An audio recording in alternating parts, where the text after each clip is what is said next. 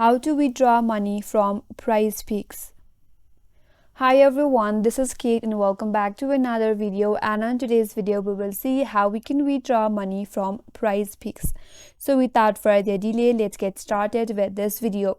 First of all, open up Prizepicks application or visit their website, that is prizepicks.com.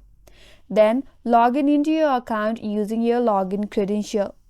Now once you're logged in, look for the wallet or account balance option in the application or website menu. Then click on withdraw funds. After that, select a withdrawal method that Prizepicks support, that may be your bank transfer or the PayPal. So select your preferred method. After that, ensure that the method you choose is linked and verified. Now specify the amount that you want to withdraw. And then all you have to do is confirm your withdrawal details, submit the request, and now you have to wait for processing. Withdrawals may take some time for processing depending upon the method that you have selected, which will typically use 1 to 5 business days.